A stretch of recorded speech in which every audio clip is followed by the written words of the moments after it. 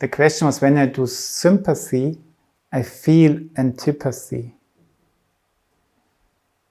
And now is the question, where do I feel what? And that's exactly, I think, correct. So also when we did the love exercise, love E, and you let it stream and stream, as soon as you stay with yourself, the opposite thing happens again, and my center just by itself unfolds and carries me.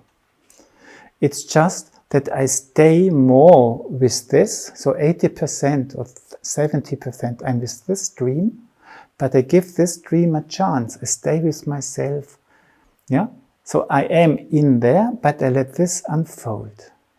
And I do not say, now I'm letting it stream and stream and stream, and I'm with myself, and I'm with myself, and I'm with myself. Yeah, I stream, I love you, but I know I really love you, yeah. Do you love me too? But I stay, I let this unfold, I notice it, I'm happy that it's there, that's the important balance, but I stay with this stream. And I would suggest that here you can try, oh great, this antipathy, I do not lose myself, comes into existence, great, but I try to stay as much as I can in the sympathy, but without losing this, stop, only sympathy, that's not possible, but I do not enter it, it's just a necessary balance. And I am try to involve, to emerge into the sympathy stream.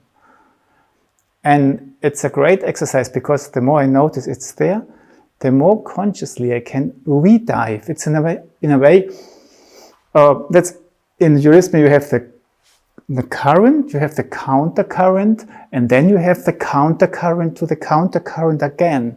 And that would be your next step. So it's already this step for you. You create the current. You experience a countercurrent, antipathy. And then you can again experience a countercurrent to the countercurrent. So you do not dive, just push yourself into the first one again, but it's another step already, with which you then can, after experience this antipathy, again step into the sympathy on a higher level, less physical level.